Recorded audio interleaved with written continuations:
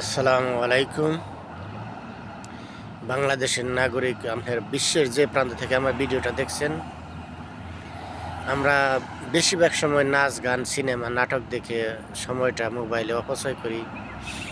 আসেন এই সময়টুকুকে আমরা বিভিন্ন বিষয় নিয়ে চিন্তা ভাবনা করি, গবেষণা করি, কারণ এমন কোনো বিষয় নাই যা মোবাইলের মাধ্যমে পাওয়া না যায়। এখন বর্তমানে বিশ্বের সবচেয়ে শ্রেষ্ঠ মাদ্রাসা, বিশ্বের শ্রেষ্ঠ শিক্ষাস্থান, এটাকে শিক্ষা প্রতিষ্ঠান হিসাবে আপনি ব্যবহার করতে পারেন, কারণ এখানে যে কোনো শিক্ষণীয় বিষয় আপনি মোবাইলের মাধ্যমে নিতে পারেন। অতএব আপনাদের নিকট অনুরোধ হলো যে আমাদের মাঝে এই মোবাইল দ্বারা আমরা বুঝতে পারি, আমরা আমাদের ধর্ম নিয়ে গবেষণা করলে আমাদের মাঝে কি ভুল ত্রুটি আছে, কিন্তু সেগুলো আমরা এখানে মোবাইল দিয়ে আমরা একটা যাচাই বাছাই করতে পারি, কারোর কাছে যাইতে হবে না। কারণ আমি যে ইসলামের কিছুটা বিষয় আপনাদের মাঝে তুলে ধরি, তাও আপনারা যাচাই করবেন, যদি সত্যিকারের ইসলামের সাথে মিলে যায় তাহলে মানতে তো আর মানা নাই, যদি না মিলে সেটা মানবেন না।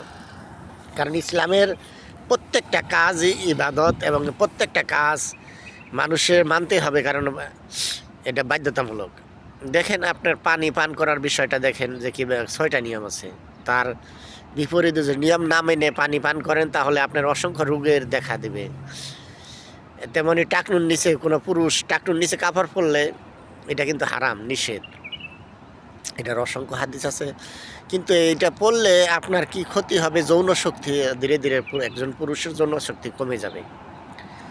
তাহলে আমরা মুসলমান, আমরা যৌন শক্তি থাকুক আর না থাকুক, উপকার হোক আর না হোক, আমাদের ইসলামকে মানতে হবে, জানতে হবে, মানতে হবে। ঠিক তেমনই মহিলা রাজনীতি এ বিষয়ে কি বলেছে দেখেন।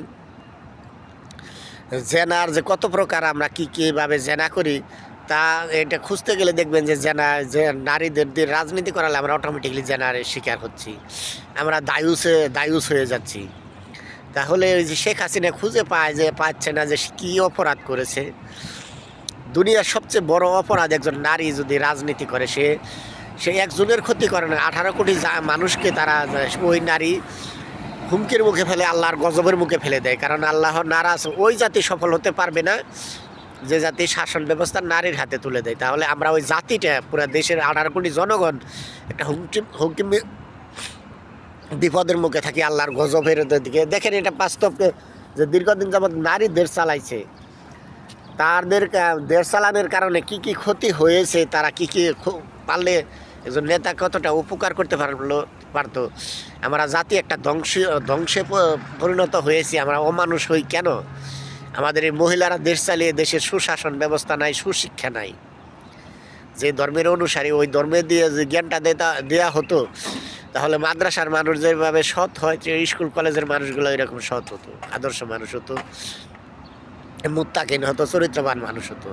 কেন আমরা হতে পারছি না? কারণ আমাদের শিক্ষা ব্যবস্থায় কোরআন এবং সুন্নাহর জ্ঞান নাই, প্রাথমিক শিক্ষার সাথে।